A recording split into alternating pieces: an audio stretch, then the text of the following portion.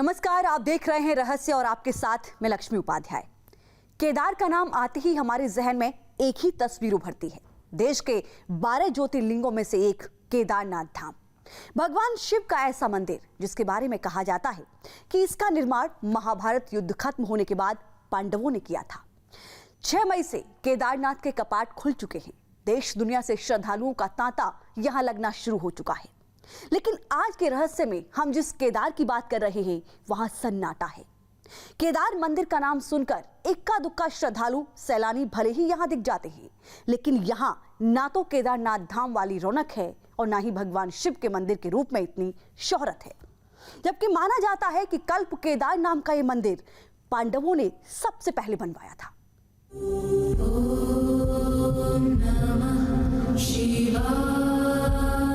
वही पहाड़, बगल में बहती वही भागीरथी और केदार के नाम भगवान शिव का वही था।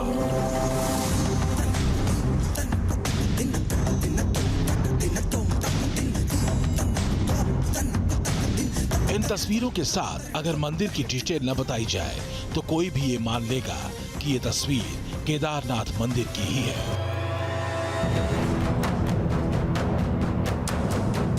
क्योंकि दोनों मंदिरों का खाका एक है, नक्शा एक है और बनावट हूबहू एक जैसे।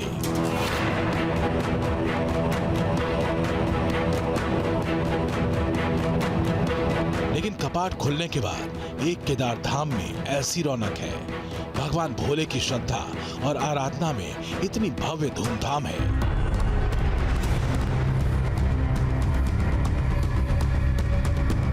लेकिन केदारनाथ धाम से मात्र 46 किलोमीटर दूर इस केदार मंदिर में भगवान भोले की भक्ति का कोई शंखनाद नहीं, कोई साज सज्जा और श्रद्धालुओं का कोई तांता नहीं, बस सन्नाटा है पूरे मंदिर परिसर में। सबसे पहले ये मंदिर बना पांडवों द्वारा, जो है सबसे पहले निर्माण इसी मंदिर का हुआ। यहाँ पे 240 मंदिर पहले थे, जिसमें से 3 मंदिर की फोटो आज भी उपलब्ध है।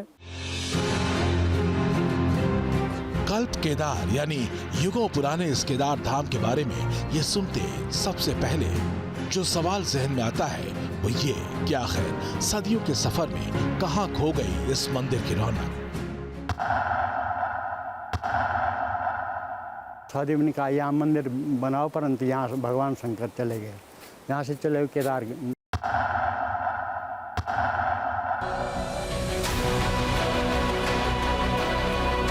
ये सवाल तब और भी रहस्यमय बन जाता है जब हम देखते हैं साल के 12 महीने भागीरथी के पानी में डूबा मंदिर का गर्भगृह और उसके अंदर स्थापित सबसे अनोखा शिवलिंग। ये इकलौता शिव मंदिर है जहां सफेद स्फटिक से बना पंचमुखी शिवलिंग है। ये अनूठा शिवलिंग ही इस मंदिर का सबसे बड़ा आकर्षण था, लेकिन आज ये सिर्फ नाम का केदार रह गया है। केदार श्रृंखला के मंदिरों के पंच केदार परिकल्पना से भी बाहर पंच केदार में जो 5 मंदिर आते हैं वो केदारनाथ धाम, तुंगनाथ मंदिर, रुद्रनाथ धाम, मध्य महेश्वर, कल्पेश्वर नाम से मशहूर है। भगवान शिव के इन 5 मंदिरों को 12 ज्योतिर्लिंगों की तरह ही पूजा जाता है।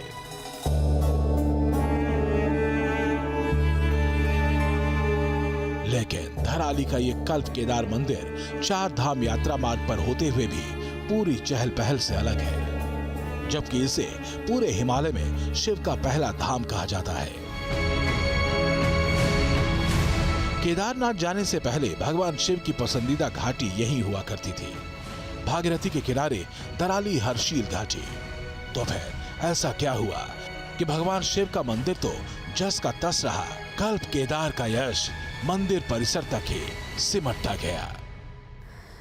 कल्प केदार के बारे में पहला पुरातात्विक साक्ष्य साल 1869 का मिलता है। धराली हर्षिल घाटी के सफर के दौरान ब्रिटिश फोटोग्राफर सैमुअल ब्राउन ने कुछ तस्वीरों को खींचा था, जिसमें एक तस्वीर कल्प केदार मंदिर की भी थी। वो तस्वीर कल्प केदार की कहानी कुछ और ही बताती है। उस तस्वीर में कल्प केदार का मंदिर न सिर्फ आज से बहुत बड़ा दिखता है, बल्कि भागीरथी का बहाव भी मंदिर से बिल्कुल अलग जगह पर था। ये उस दौर की बात है जब चार धाम की यात्रा बेहद दुर्गम मानी जाती थी। कल्प केदार भी तब वीरान ही हुआ करता था।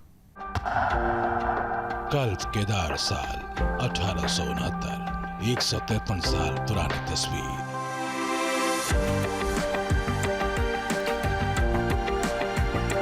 केदार कल्प का रहस्य समझने के लिए ये बेहद जरूरी तस्वीर है, क्योंकि यही एक इकलौती तस्वीर है जो शापित दिख रहे इस मंदिर का कल और आज के बीच फर्क बताती है।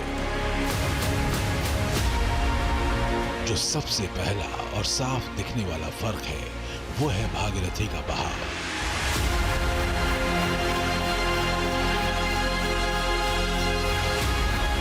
एक 153 साल पुरानी तस्वीर में जो भागीरथी मंदिर की बाईं तरफ बहती दिख रही है, वो आज 60 मीटर दूर जाकर मंदिर की बाईं तरफ बहती है।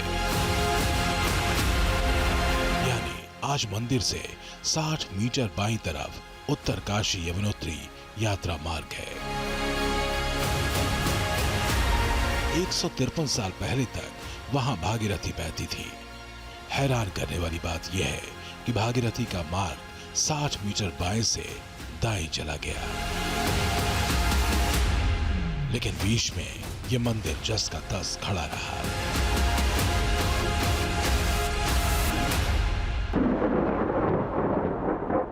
जैसे यहां से 46 किलोमीटर दूर केदारनाथ धाम का मंदिर जून 2013 की भीषण आपदा में बचा रह गया।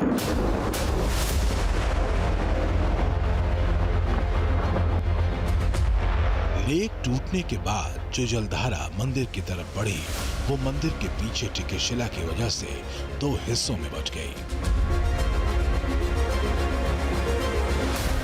उस तबाही में पूरी केदारनाथ घाटी तबाह हो गई, लेकिन केदारनाथ मंदिर अक्षत खड़ा रहा। स्थानीय लोग बताते हैं कि ऐसी ही आपदा कल्प केदार पर भी आई थी। भूस्खलन की वजह से पास के माला अवाड़ा की चोटी पर भी एक झील बनी थी, जिसके टूटने के बाद पूरी धराली घाटी तबाह हो गई।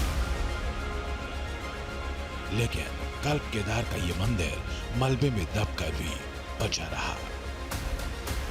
सुके टॉप है ना, जो सबसे पहले जो सुके टॉप जो है, भूकंप आया, सुके टॉप सारा धस गया और सुके टॉप धसने जो है यहाँ झील बन गई, पूरी झील बने। तो कहते हैं कि 240 मंदिर थे यहाँ, 240 मंदिर सब समाप्त हो गए, केवल भगवान शंकर का मंदिर रहा।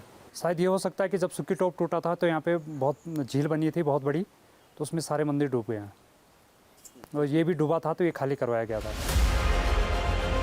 धरौली के 240 मंदिर बह गए, कल्प केदार कैसे बचा रह गया? केदार जैसा है कल्प केदार, तो बाकी के मंदिर कैसे थे? ये सवाल आज भी धराली घाटी के लोगों के जहन में खटकता है। पुरखों की प्राचीन कथाओं में जिन 240 मंदिरों का जिक्र मिलता है, वो कैसे थे और कहां गए? इस सवाल के जवाब में कुछ निशानियां आज भी मिलती हैं। जैसे ये घड़े जैसी गड़ी आकृति, ये ठीक उसी चट्टान से बनी है जिस चट्टान से कल्प केदार मंदिर का निर्माण हुआ है। कुछ साल पहले ये घड़ा भागीरथी नदी की खुदाई में मिला था। प्रमाण मिलते हैं कि ये जो पत्थर हैं ये भी हम अभी 3 साल पहले ही नदी के किनारे से लाए थे। ये घड़ा है, तो ये चीज़ें सब नदी के किनारे से ही हम लाए हैं। ये घड़ा सिर्फ कल्प केदार से मिलते जुलते चट्टानों का परिचय नहीं देता, बल्कि इसका कनेक्शन केदारनाथ धाम के मंदिर तक को जाता है। क्योंकि ये बात पुरातात्विक शोध में भी साफ हो चुकी है। जिन चट्टानों से कल्प केदार का निर्माण हुआ है, उन्हीं चट्टानों से केदारनाथ मंदिर का भी निर्माण हुआ है, और इसी चट्टान का हिस्सा ये घड़ा भी है। मंदिर शिल्प के जानकार ये भी बताते हैं कि दोनों मंदिरों का निर्माण कत्यूरी शैली में हुआ है और दोनों का खाका त्रिकोणात्मक विग्रह शैली वाला है।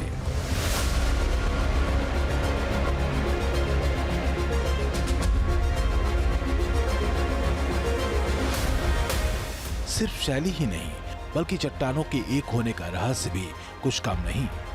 जिन चट्टानों से कल्प केदार का निर्माण हुआ है वो मंदिर के बाईं तरफ करीब 7000 मीटर ऊंचे पहाड़ पर आज भी मिलते हैं।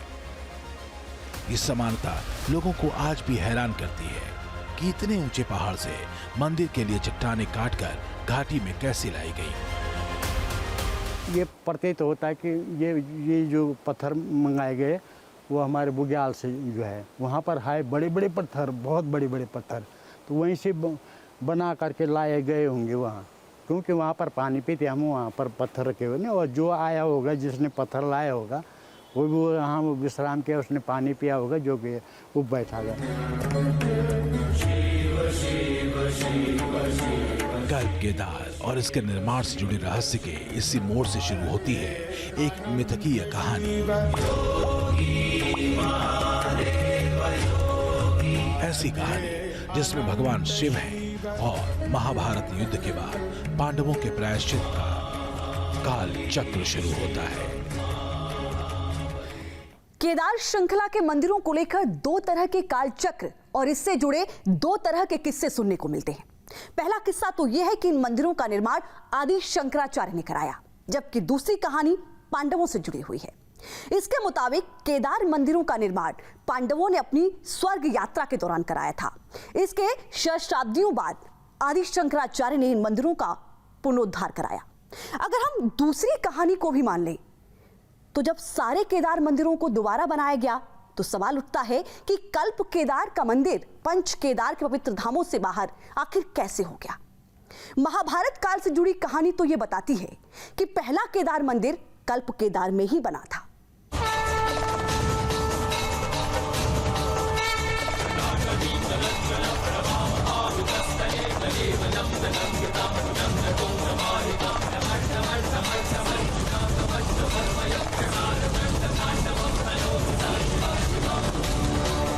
महाभारत काल की कथा तो कहती है कि कैलाश से पहले भगवान शिव का डेरा इसी धराली हर्षिल की घाटी में हुआ करता था।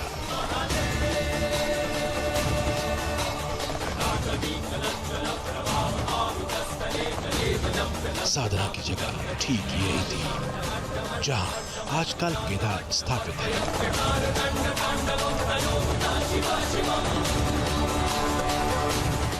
महाभारत की कहानी के मुताबिक भगवान कृष्ण के कहने पर शिव ने पांडवों को वरदान दिया था। अर्जुन की तपस्या के बाद भगवान शिव ने दिव्यास्त्रों के साथ अजेय होने का वरदान भी दिया था।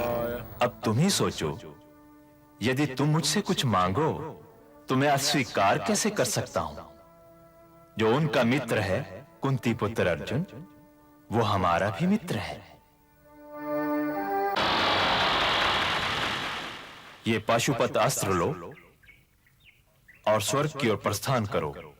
अर्जुन को जिस भगवान शिव ने महाभारत के युद्ध में विजयी होने के वरदान के साथ दिव्यास्त्र दिए थे, वो भगवान शिव महाभारत युद्ध में संहार के बाद पांडवों से नाराज हो गए। युद्ध में जिस तरह कुल का विनाश हुआ, भगवान शिव ने पांडवों को गोत्र संहार का दोषी पाया, लेकिन प्रायश्चित का रास्ता भी भगवान शिव के पास ही है। ये कृष्ण ने अर्जुन को बताया। वासुदेव, इतना दुख करने का कोई कारण नहीं है पार्थ। कोई तो सीमा होगी वासुदेव। महादेव को प्रसन्न करो। कृष्ण के सुझाव के बाद पांचों पांडव द्रौपदी के साथ भगवान शिव की तलाश में निकल पड़े। पौराणिक मान्यता के मुताबिक पांडवों के इसी यात्रा में जो सबसे पहला पड़ाव बना वो धराली ही था। धराली में शिव के होने का अनुमान पांडवों में सबसे छोटे सहदेव ने अपनी ज्योतिष विद्या के जरिए लगाया था। सहदेव के कहने पर पांडवों ने यहाँ तपस्या के साथ भगवान शिव का मंदिर बनाना शुरू किया, लेकिन मंदिर का निर्माण होते होते सहदेव ने अचानक बताया भगवान शिव तो यहाँ से जा चुके हैं। भगवान कृष्ण ने कहा कि आप उत्तराखंड की ओर चले हो, तब जाके आपको शिव जी का दर्शन होगा और आपकी गोत्र हत्या जो है समाप्त हो जाएगी।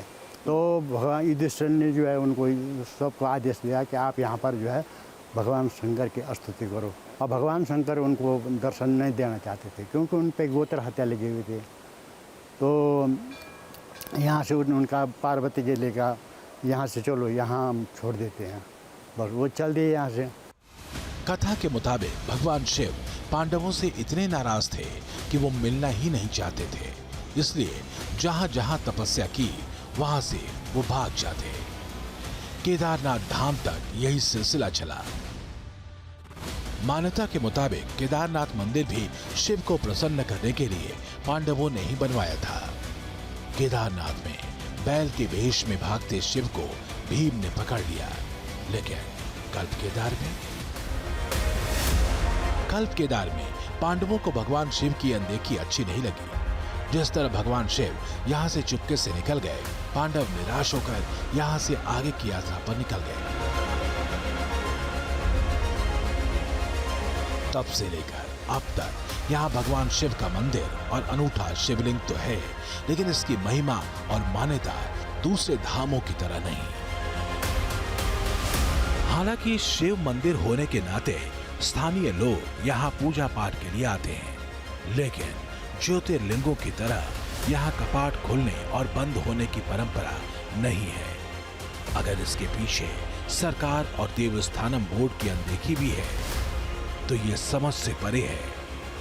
सबसे प्राचीन केदार होते हुए भी इसकी अनदेखी आखिर क्यों?